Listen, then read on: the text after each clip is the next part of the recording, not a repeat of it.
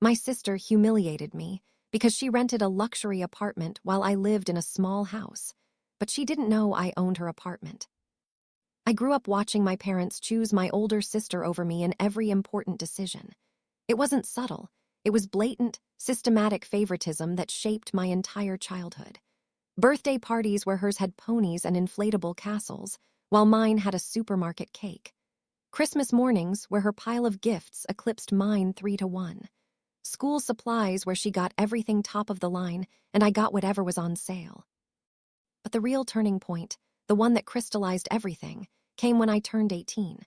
My sister had received a brand new car 2 years earlier for her own 18th birthday, when I was only 16 and still taking the bus everywhere. Not just any car, but a new sedan with leather seats, a premium sound system, and all the available upgrade packages. My parents threw her a reveal party, complete with that giant red bow on top, like in the commercials. Everyone took pictures. My mother cried tears of happiness. My father gave a speech about how proud he was of the young woman she was becoming. When my 18th birthday came, I tried not to have expectations. I tried to tell myself that maybe they'd do something different for me, something that showed they valued me equally. I didn't need a new car, I told myself, just something that showed they cared the same amount. They gave me a card with $200 cash inside and wished me happy birthday. That was it. No party, no car, no speech, just a card and an amount of money that wouldn't even cover a month of car insurance. I worked part-time at a coffee shop just to pay for bus fare and gas for the beat-up sedan I'd bought with my own savings months before. I'd been setting money aside since I was 15, every dollar from babysitting and later from that coffee shop job, just to have basic transportation. The car cost me $1,000 and had 180,000 miles. The air conditioning didn't work, the radio was broken, but it was mine, bought with money I'd earned myself, and that had to be enough. College was the same story. My sister wanted an expensive private university, $45,000 a year tuition, $60,000 total with room and board. My parents didn't even blink. Of course, honey, we'll take care of everything. Meanwhile, I'd been accepted to 3 universities but would need loans for all of them. When I sat down with my parents to discuss it, my father sighed as if I were being unreasonable. Chloe, you're smart, you'll figure it out. Look at all these scholarships. You don't need our help. Your sister needs more support to succeed. I wanted to scream. Her grades were mediocre. She'd never worked a day in her life. What qualified her for unlimited support while I got nothing? I didn't scream. I figured it out. State university with scholarships, student loans, night shifts at a restaurant while my sister posted pictures of tropical spring break vacations. My mother's explanation never changed through any of this. She'd look at me with that tired expression, as if somehow I were exhausting her by wanting equal treatment. And she'd say the same thing every time I questioned it. Your sister needs more support, Chloe. You've always been so independent. You've always been able to handle things on your own. You'll be fine, right? And honestly, wasn't it better that way? I didn't feel proud of my independence. The implication was always clear. My competence was actually a liability. My ability to survive without help meant I didn't deserve help. I was being punished for being capable, while my sister was rewarded for being useless. And I was fine. That's the thing that haunted me for years. I was, in fact, fine, which somehow made it worse. I graduated with honors in business administration in the top 5% of my class, with 3 legitimate job offers waiting before I even walked across that stage. I'd networked aggressively. I kept a perfect attendance record in my classes despite the brutal schedule and impressed every professor I'd worked with. My thesis on supply chain optimization had been selected for presentation at a regional business conference. I had references from employers and academics using words like exceptional and dedicated and natural leader. My father's offer wasn't one of them. Initially, he didn't even attend my graduation. He said the business had a major shipment arriving that day and he needed to be there to oversee it. My mother came, sat in the audience, took a few pictures, and then left immediately after the ceremony because she needed to get back to help my father with something. Meanwhile, when my sister had graduated 2 years earlier, they had both attended, brought flowers, took her to an expensive dinner, and gave her a 2-week vacation to Europe as a graduation gift. My graduation gift was that same pattern, A card with $500 inside. No dinner, no trip, just cash and a quick congratulations before my mother hurried away. My father called me 2 days later. For a moment I expected he wanted to make up for missing my graduation. Instead, he offered me a job. Come work for the family business, Chloe. Administrative department, entry level. The salary, $28,000 a year. Meanwhile, my sister had walked straight into management at $65,000 despite her mediocre grades and zero work experience. When I asked my father about the discrepancy, he seemed genuinely confused. I called him that night, my hands shaking with a rage I was trying to control. Dad, I need to understand something. You're offering me $28,000 for an administrative position, but my sister started at $65,000 in management. We both have business degrees. I graduated with honors. She barely passed. Can you explain the logic here? There was a long pause on the other end. When he spoke, his voice had that tone of irritation he got whenever anyone questioned his decisions. Chloe, are you comparing apples to oranges? Your sister has a different role, different responsibilities. She's family, so she's on a management track. You'd be starting in an administrative capacity, which is appropriate for entry level. She's family. The words came out sharper than I intended. She's family, so she gets management. What am I? Another longer pause this time. I could hear him shifting in his chair, that leather creaking sound I'd grown up hearing. You know what I mean, he said finally, defensive now. She's been groomed for this role. She understands the business because she's grown up around it. You focused on your own path, your consulting interests, all those academic things. This is just an opportunity if you want it. No pressure. I closed my eyes. I felt tears of frustration threatening to spill. I had worked twice as hard as her my whole life, gotten better grades, actually learned the material. And here was my own father telling me I was worth less than half her starting salary. I graduated top of my class, I said quietly. I have 3 other offers. All of them pay more than what you're offering, significantly more. Well then, he said, and I could hear the disdain in his voice. Sounds like you don't need me to solve your problems. Take one of those other offers. Like I said, no pressure. He hung up before I could respond. I rejected outright. I didn't even pretend to consider it or ask for time to think about it. I just told him, no, thank you. I've accepted a position elsewhere. The look on his face almost made up for years of mistreatment. Almost. He seemed genuinely surprised I'd turned down what he clearly saw as a generous offer. I took a job at a business consulting firm instead, starting at $58,000, which felt like a fortune because I'd earned it myself. No one gave it to me because of my last name. No one gave it to me because they felt obligated by family ties. I got the offer because I impressed them in 3 rounds of interviews, because my resume demonstrated real competence, because they believed I could deliver value to their clients. The validation of being chosen on merit, rather than handed something out of pity or obligation, meant everything to me. For the next decade, I lived modestly, aggressively, almost resentfully modestly. A small 1-bedroom apartment in a decent neighborhood, nothing fancy, 750 square feet with outdated appliances and carpet that had seen better days. But it was in a safe area with parking, and the rent was affordable enough that I could save half my paycheck every month. A cheap used car that got me where I needed to go. I bought it for $6,000 with 80,000 miles and drove that same car for 8 years, maintaining it religiously, refusing to upgrade it even when I could afford to. I didn't buy designer clothes. I shopped at discount stores and outlets, looking for quality pieces that would last instead of trendy items that would be out of style in a season. I didn't eat at expensive restaurants unless a client meeting required it, and even then I ordered conservatively, packed lunches for work, made coffee at home instead of stopping at cafes, canceled subscriptions I didn't absolutely need.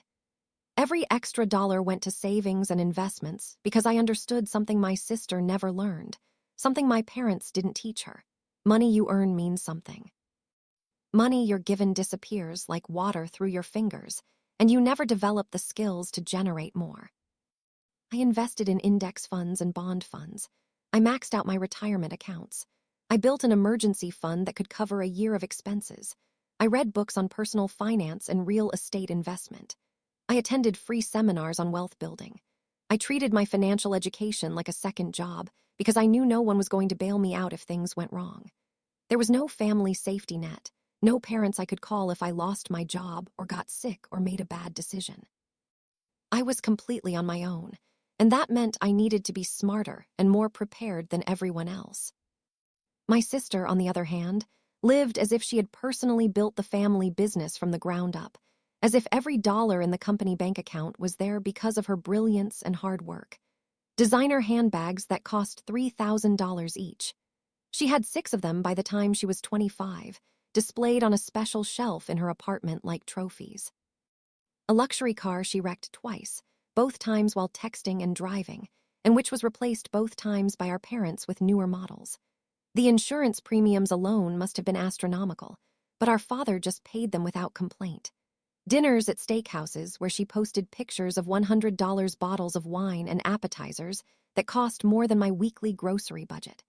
Spa days and salon visits that amounted to hundreds of dollars each month. Vacation trips to resorts where a single night cost more than my monthly rent. And all of it, every expensive indulgence, was funded either directly by my parents or by the inflated salary she received from a job she was barely qualified to do. And at every family gathering, without fail, she found ways to mock my modest lifestyle. The comments started subtle, observations that my clothes were outdated or my car was old. Then they became more direct, more deliberately cruel. "You're still renting, Chloe. When are you going to buy a real place? I mean, don't you want to build equity? Don't you want to feel like a real adult with property you own? Does that little car of yours still run? Wow, you've had that thing forever. It must be hard living paycheck to paycheck and not being able to afford an upgrade." She'd say these things with that pitying smile plastered on her face, her voice dripping with fake concern, making it sound like she was worried about me, rather than deliberately rubbing our financial differences in my face. And my parents would just laugh as if it were a sisterly joke. "Oh, you too. Stop fighting. Chloe knows you're just joking." Except she wasn't joking. Every comment was calculated to make me feel less than, to remind me that by her standards, by my parents' standards, I was failing at life. It didn't matter that her entire lifestyle was built on other people's money. It didn't matter that she'd never earned a single dollar through her own competence. The appearance of success was all that mattered, and she had the designer handbags and the luxury car to prove it while I had my used sedan and my modest apartment. But I kept working, I kept pushing, I kept proving myself in ways she never had and never would have to. I climbed through the consulting firm methodically, strategically. I started as a junior analyst, then senior analyst. Every promotion came with more responsibility, longer hours, and thankfully, more money. I worked on projects for major corporations, helping them optimize their supply chains, reduce costs, improve efficiency. I traveled for work, sometimes 50% of the month, living in hotels and working from client sites. There was one moment, just one, where I thought maybe my mother understood. I was 24. I'd just been promoted to senior analyst. It was my first real promotion with a title change, not just a raise.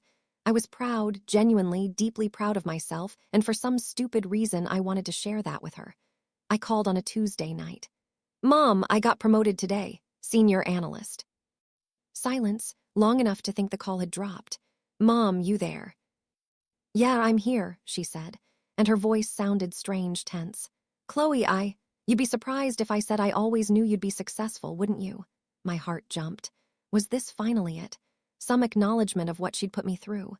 "Your sister has always needed more help, more structure, more guidance. You were always so strong, so capable. You never needed me the way she needed me. I saw you figure everything out on your own, and I thought it was better that way, that you were better off developing that independence. But I needed you too, Mom. I just hit it better." Another long silence. I could hear her breathing on the other end. "I know," she whispered. Those 2 words hit me like a truck. She knew, she had always known.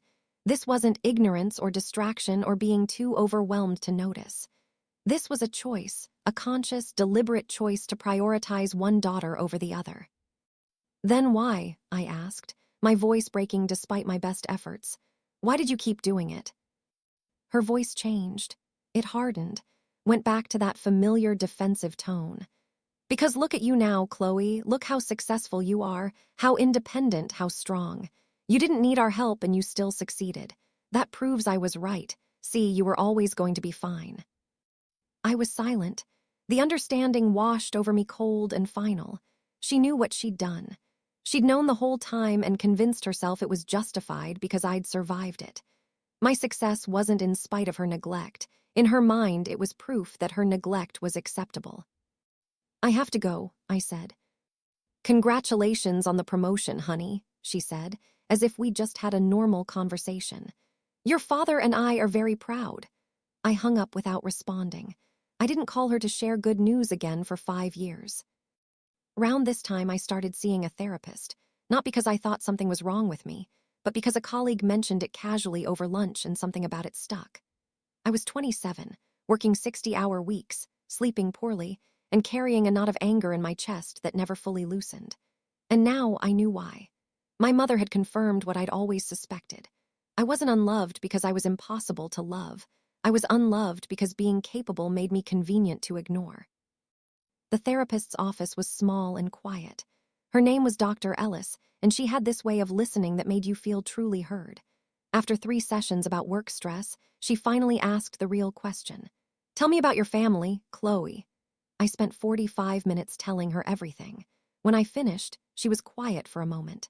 It sounds like you've spent your whole life trying to prove you're worthy of the love you should have received unconditionally. And no amount of success is going to fill that hole until you accept that the problem was never you. It was them. I wanted to argue, but I couldn't. Do you think they'll ever acknowledge it? I asked. The favoritism. Dr. Ellis leaned back. I think you need to ask yourself why you keep waiting for that acknowledgement and what you're going to do when you accept that it may never come. I kept seeing her for 2 years. She helped me sleep better, manage stress, set boundaries. But that question stayed with me. The consulting firm gave me something my family never had, a meritocracy. Your performance mattered, your results mattered. It didn't matter if your parents knew the partners or if you had the right connections.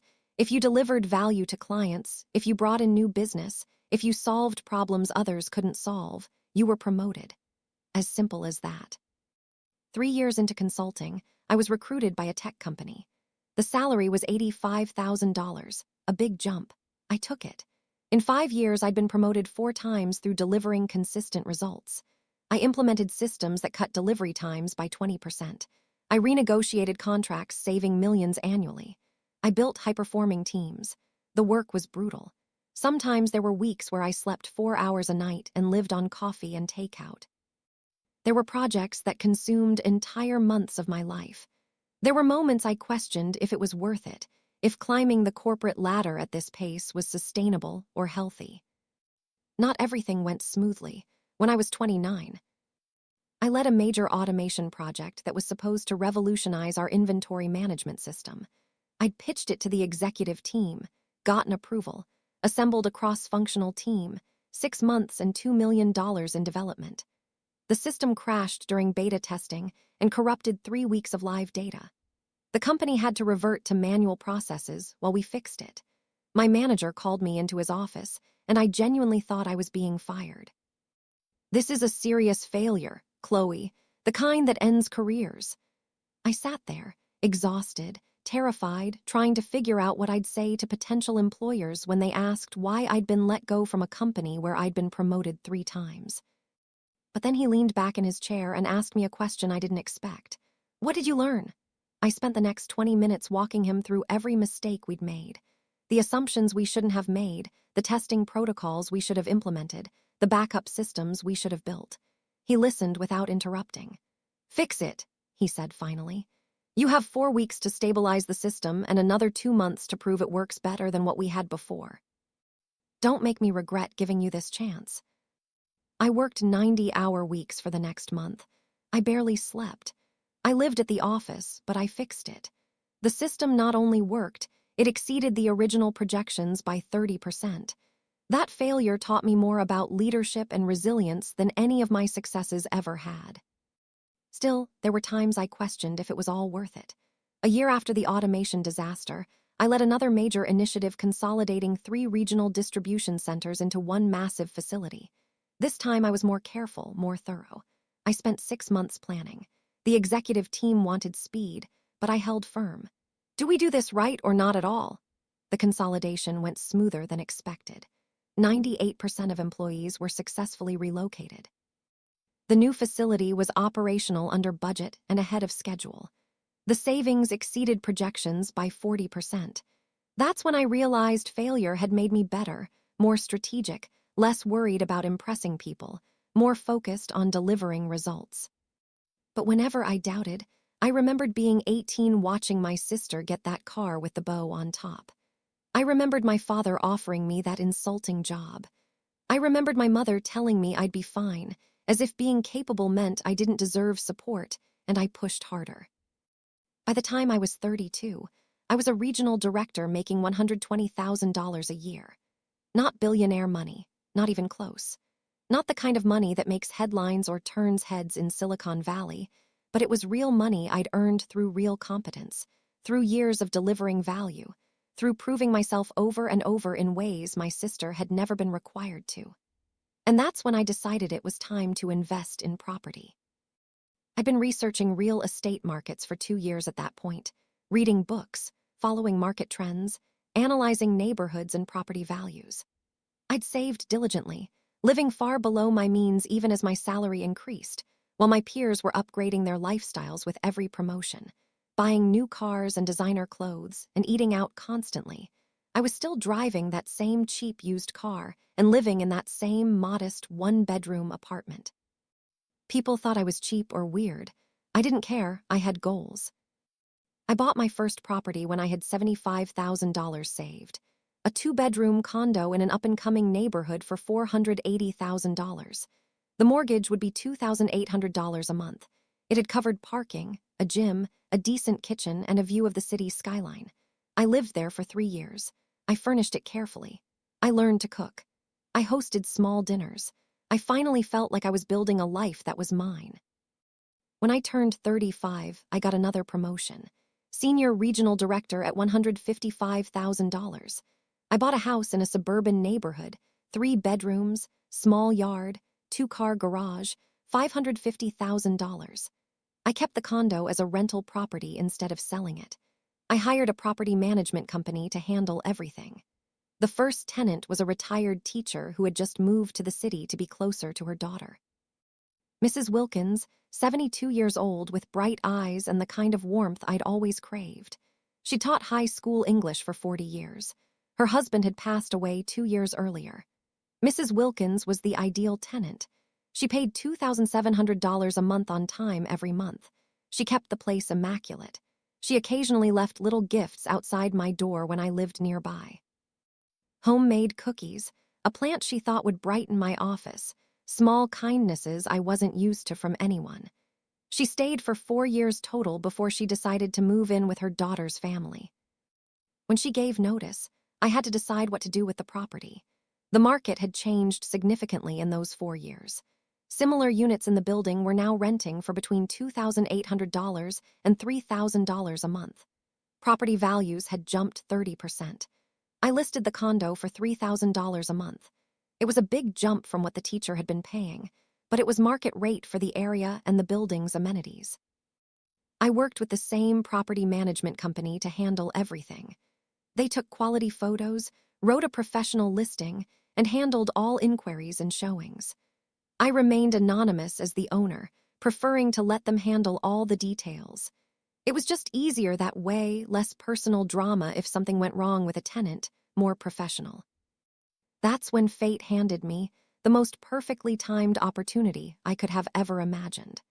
An opportunity so perfectly aligned with years of resentment and humiliation, it almost felt like the universe was apologizing for decades of injustice. I was at my parents' house for Sunday dinner, something I still forced myself to attend every few weeks, despite dreading it every time. These scenes were exhausting performances where I had to pretend everything was fine, pretend I didn't notice the ongoing favoritism, pretend my sister's constant jabs didn't bother me. My therapist had asked me multiple times why I kept going if it made me so miserable. I didn't have a good answer. Obligation, maybe. or some pathetic hope that maybe eventually my parents would notice they'd been treating me unfairly and try to make amends. That particular Sunday, I'd arrived early because my mother had guilted me into helping with cooking. My sister, of course, had texted saying she was running late, which was her standard excuse for avoiding any kind of labor or responsibility. So there I was chopping vegetables in my parents' kitchen, while my mother told me for the umpteenth time that I really should think about settling down and finding a nice man to start a family with, as if the problem was I hadn't prioritized the right things, rather than I'd been too busy building a career to depend on myself, since no one else would. My sister arrived an hour late with elaborate apologies everyone accepted immediately. She looked stressed, which was unusual for her. There were dark circles under her eyes her makeup didn't quite cover. Her smile seemed forced, but she launched into her usual performance anyway, complaining loudly about work stress and difficult projects, though she never provided specific details about what exactly she did all day. Dinner itself was awkward.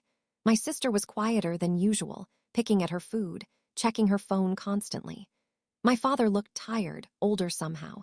My mother kept trying to fill the silences with cheerful questions nobody really wanted to answer. The energy was off, and I remember thinking maybe the family business was having trouble. There'd been news about new trade regulations affecting imports, and I'd wondered if my father's company was feeling the pressure. After dinner, I went to the hallway to grab my jacket. I was planning to make my excuses and leave early, escape back to my own space where I didn't have to perform this exhausting charade of family harmony. That's when I heard my sister talking to my mother in the kitchen. Their voices carried down the hallway, not arguing exactly, but definitely tense. "Mom, I need to find a new place. My lease is up in 2 months and the landlord is raising my rent." "Well, what are you looking for, honey?" "Something with 2 bedrooms, decent area.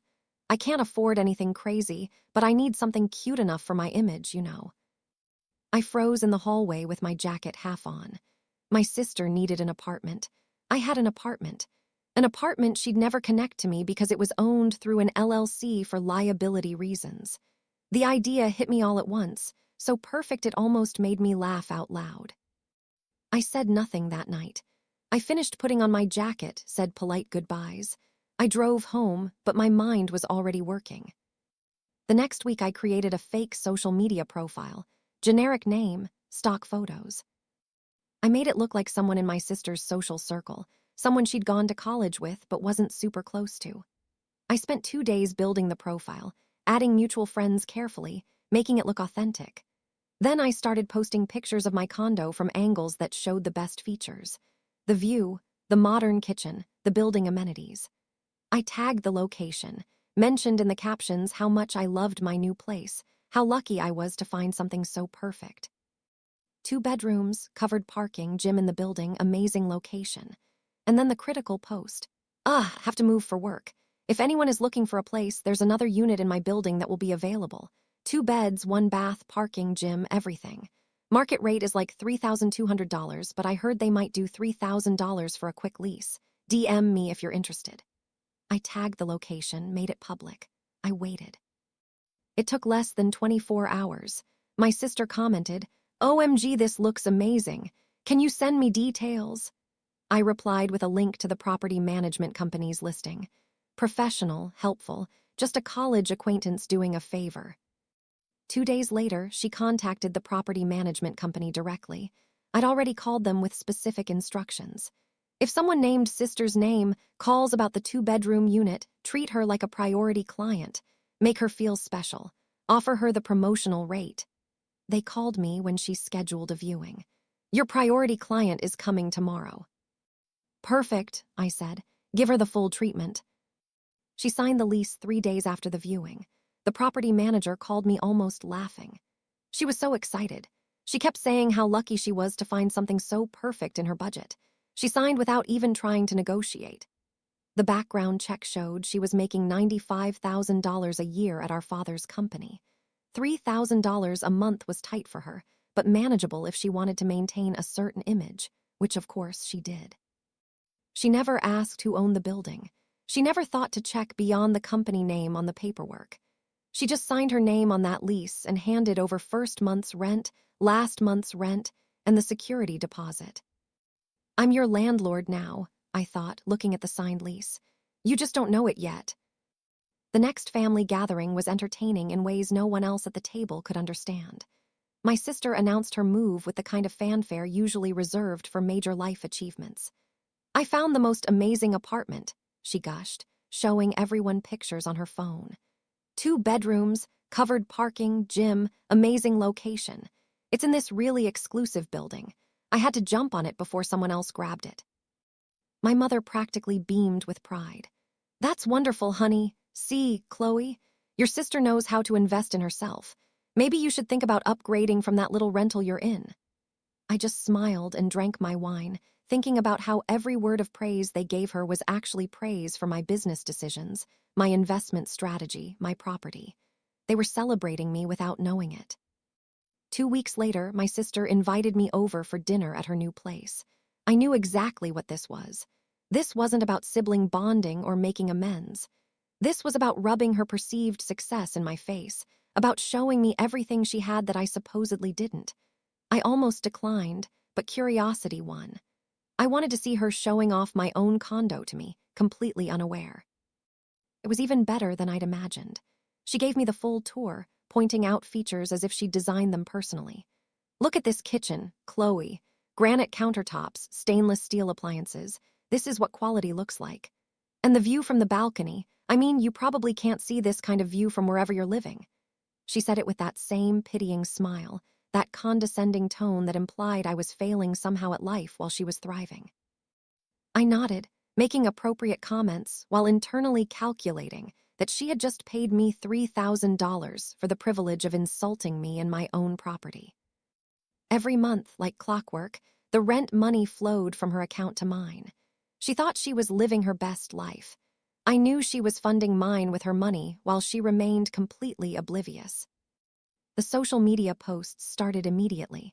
Professional-looking photos of the living room with carefully arranged furniture and decor accents.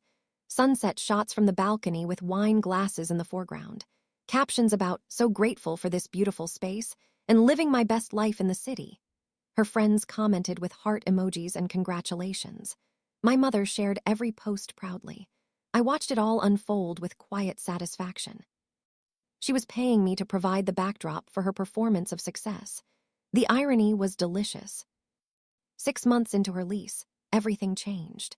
The family import business hit serious trouble. New trade regulations made their main product line almost impossible to source profitably.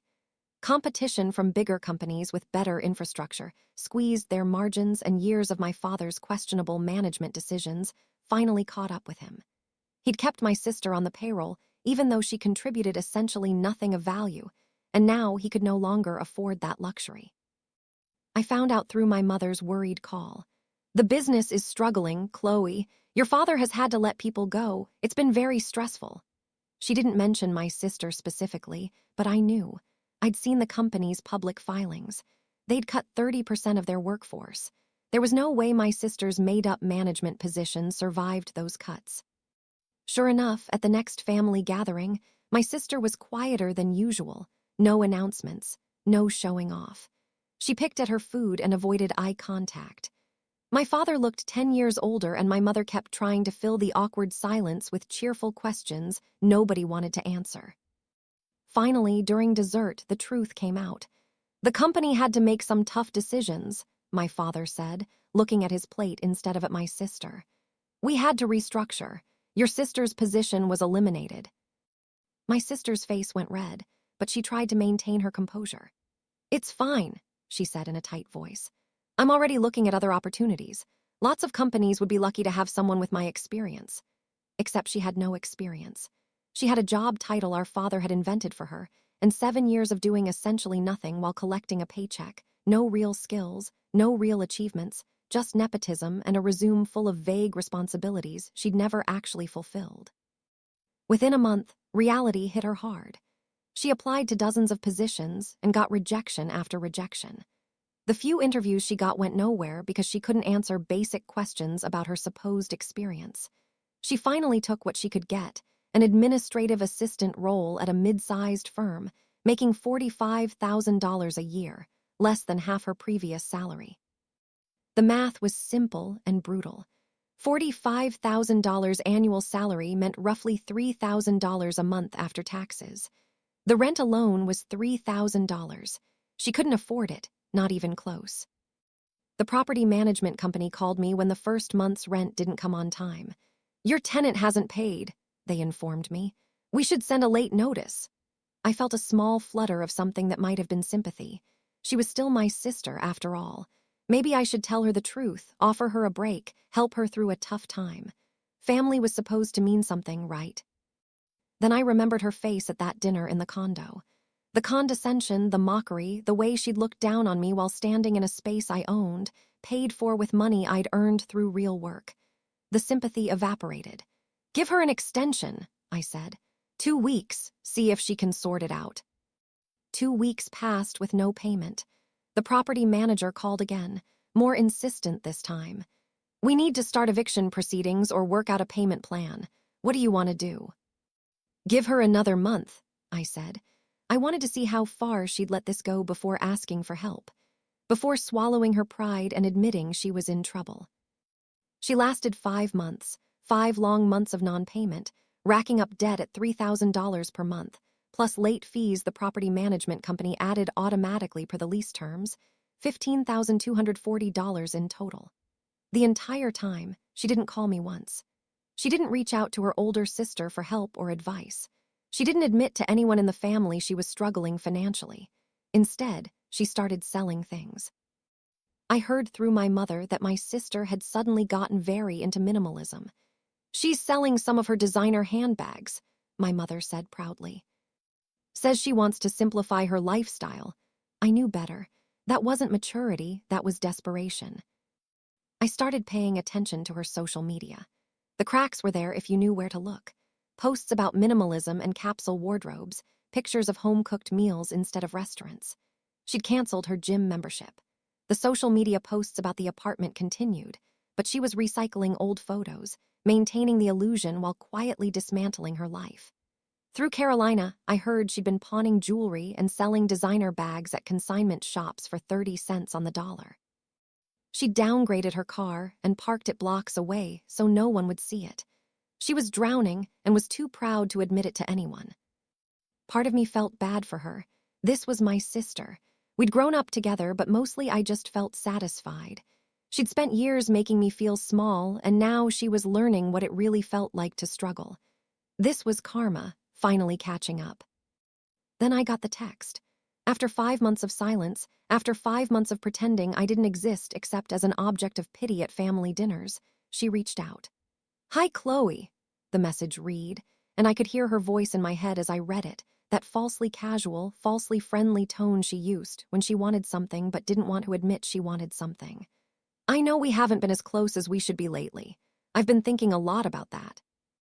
Actually, do you want to go for lunch sometime soon? Just the two of us. I'd really love to catch up properly, do some sister bonding. It's been too long since we really talked." I read that message 3 times looking for any hint of genuine emotion, but I knew what this was. Manipulation, the same tone she'd used when she wanted me to cover for her in high school. She wanted to use me without admitting she needed help. I didn't respond. I deleted the message and went about my day as if it had never happened. If she wanted to have an honest conversation about our relationship, about the favoritism and cruelty and years of making me feel worthless, then maybe I would have considered it. But this faux-friendly lunch invitation, which was obviously a prelude to asking for money, no, absolutely not. She tried again 2 weeks later. Another text, this one slightly more desperate, though still trying to maintain that casual tone. "Hi, did you get my last message? I know you're busy with work and everything, but I'd really love to see you. How about coffee this weekend? My treat." I deleted that one too without responding. The irony of her offering to treat me to coffee when she couldn't even pay her rent didn't escape me. Then she called. I was at my desk working when my phone rang, her name flashing on the screen. I almost didn't answer, but curiosity won.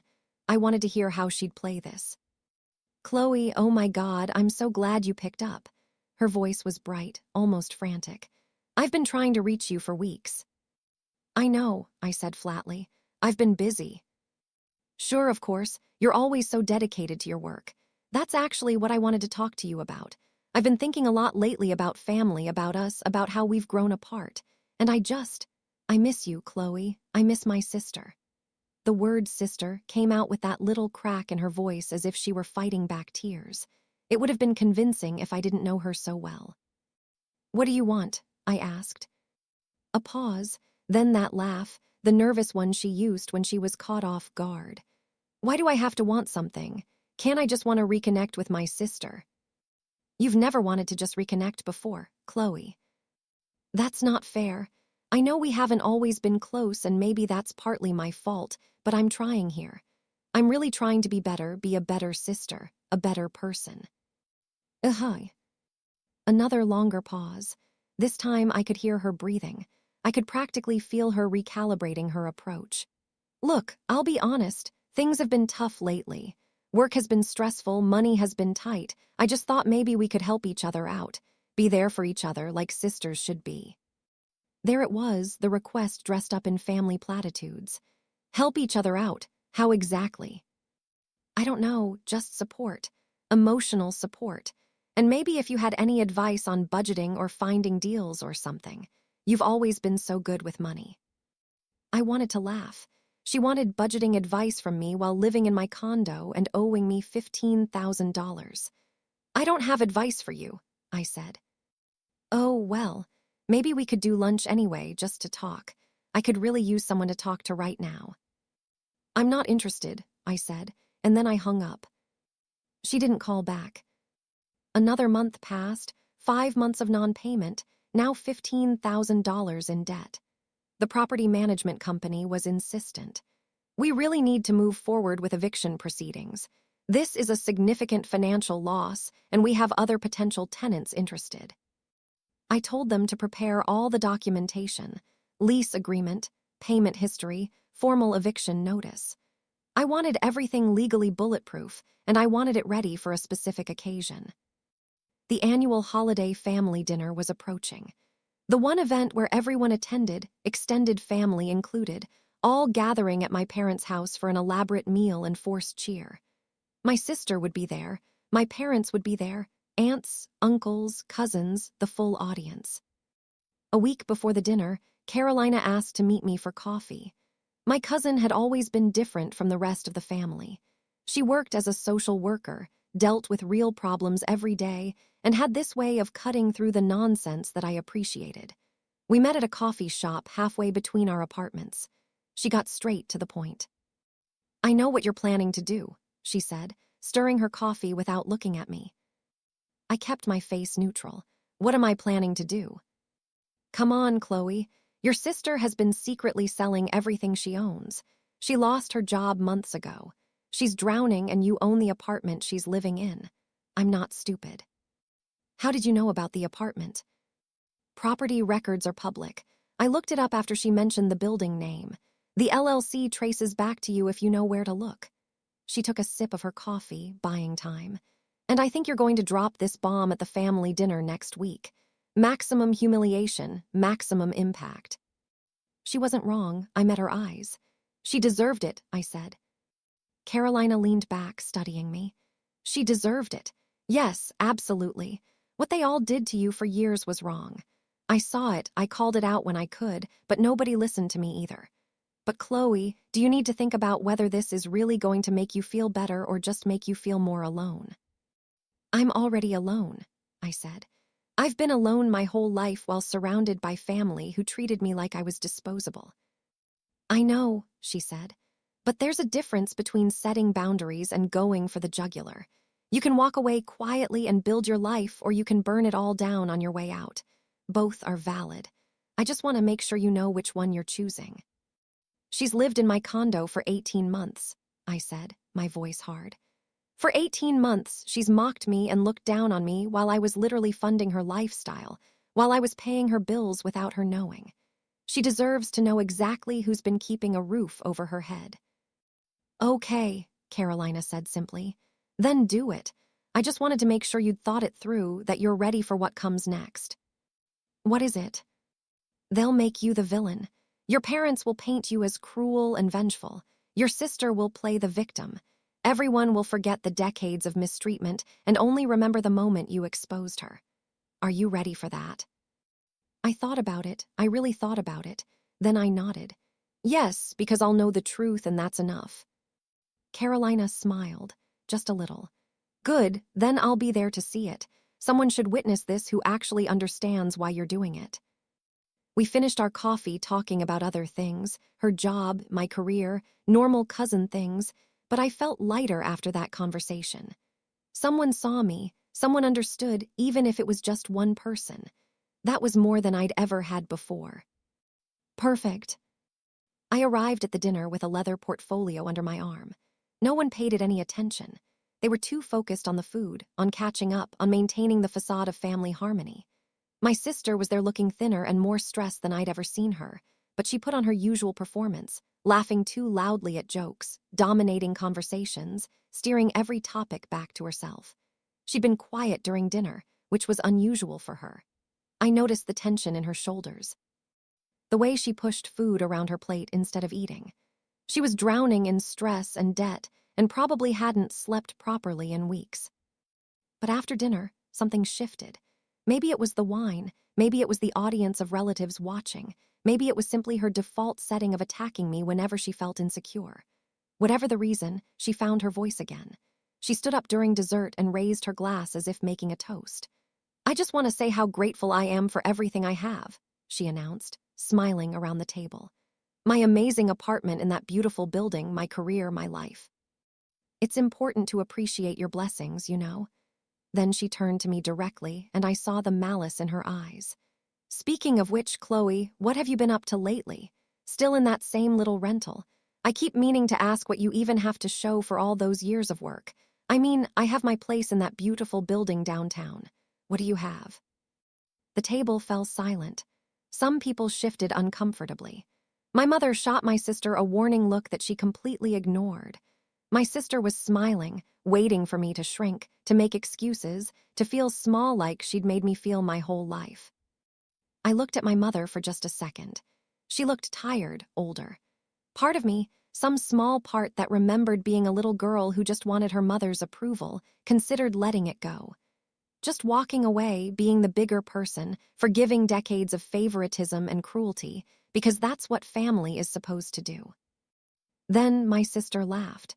This little, sharp, cruel laugh that said she thought she'd won, that she'd successfully humiliated me in front of everyone, that she was still superior despite everything. That laugh killed any remaining doubt. I opened my portfolio calmly and pulled out the documents I'd prepared. The room remained silent as I laid them on the table in front of my sister. The property deed first, showing my name as the legal owner of the condominium building. Then the lease agreement with her signature prominently displayed at the bottom. Then the payment history showing 18 months of tenancy and 6 months of non-payment. "You want to know what I have?" I said quietly.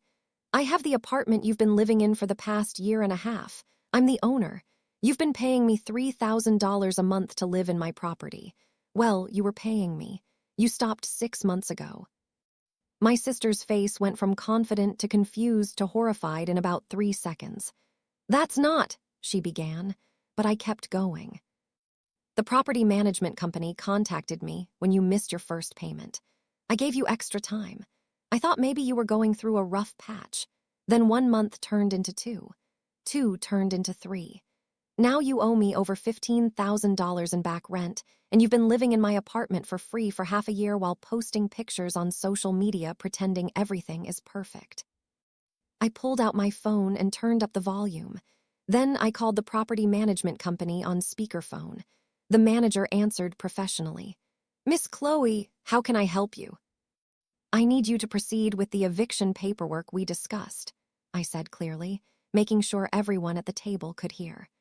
"The tenant in Unit 412 has violated the lease terms with 6 months of non-payment. I'd like the formal eviction notice delivered tomorrow." "Absolutely," the manager confirmed. "We'll have the notice filed first thing in the morning. Standard process, formal notice. Court hearing in about 2 weeks, then the judgment.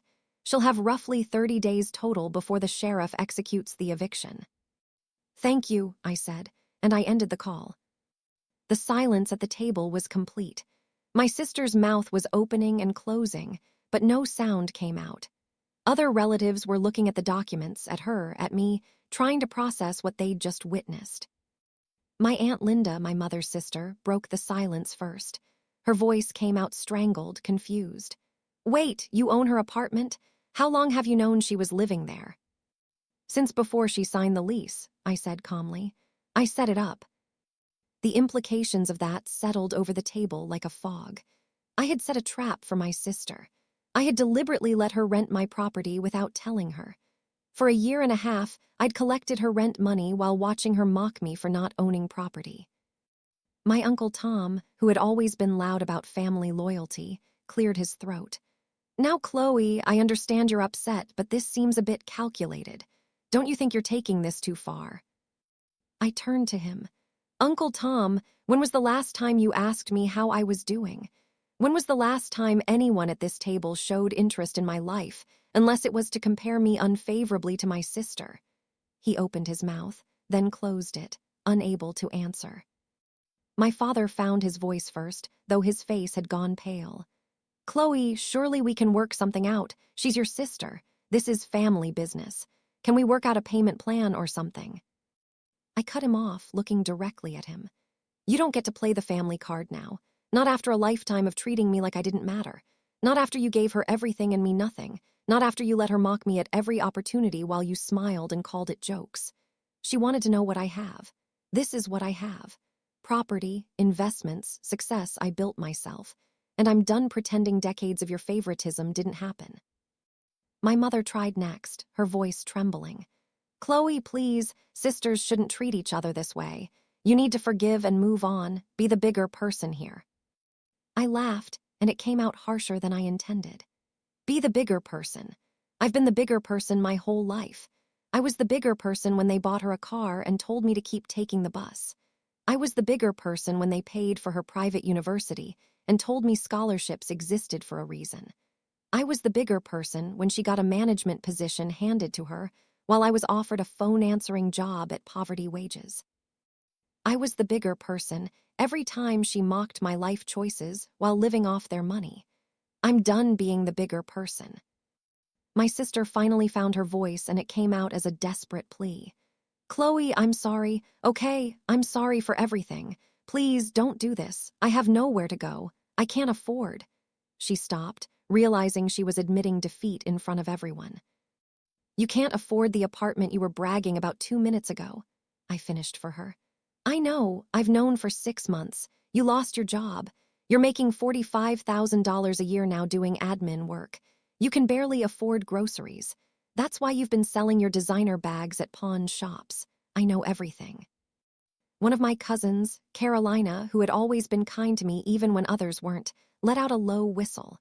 Damn, she murmured. And if the situation weren't so tense, I might have appreciated the validation. I gathered my documents and put them back in the portfolio.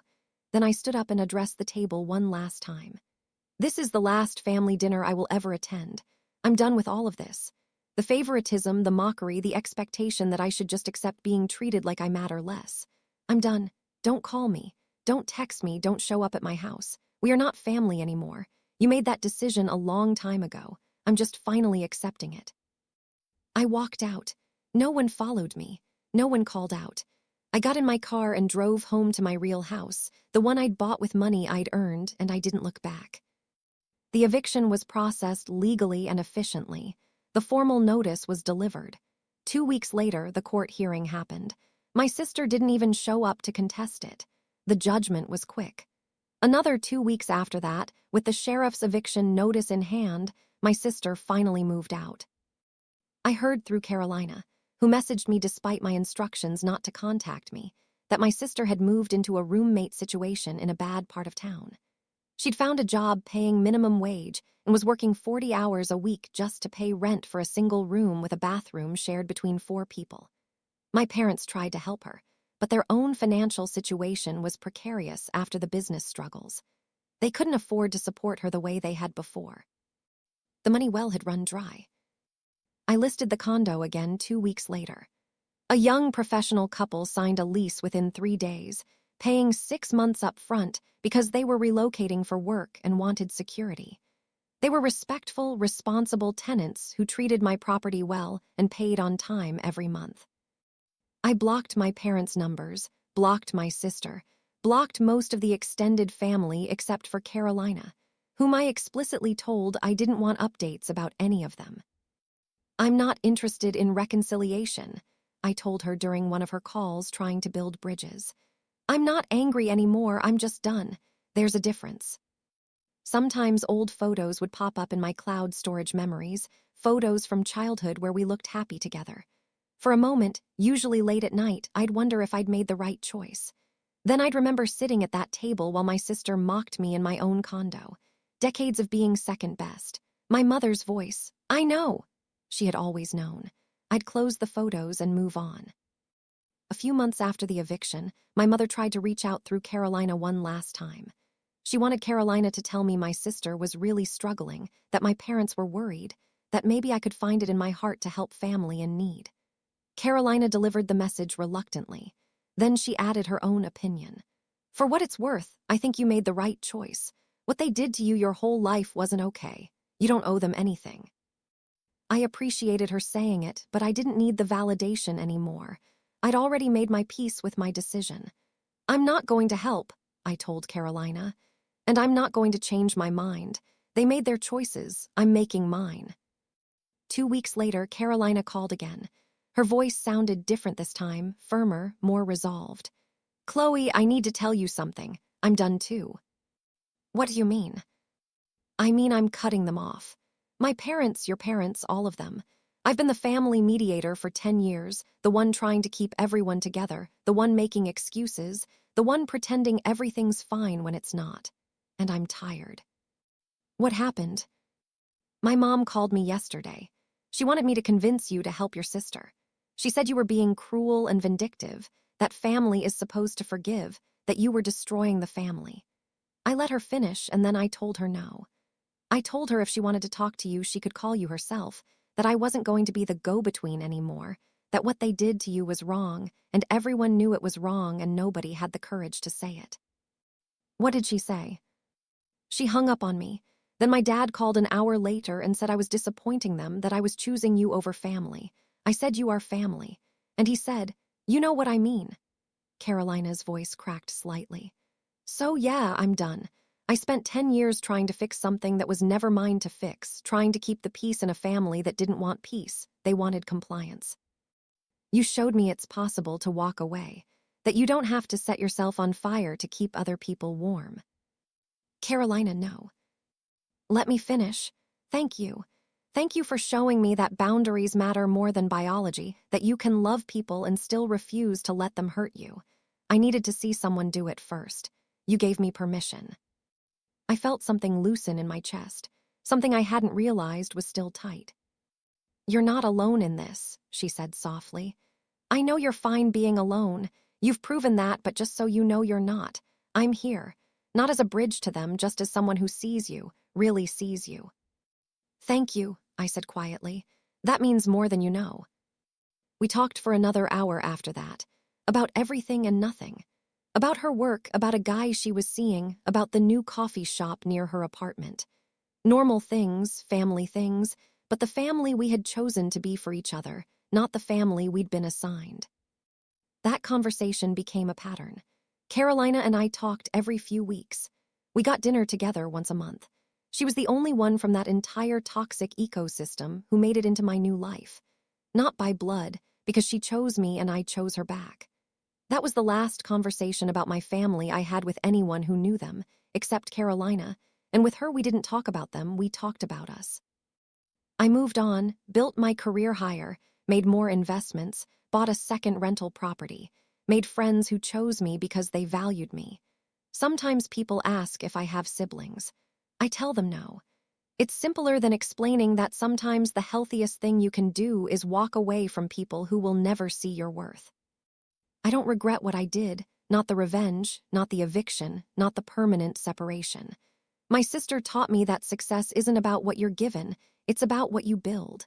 And I built a life that is entirely mine, on my own terms, without apology. That's the only victory that ever mattered.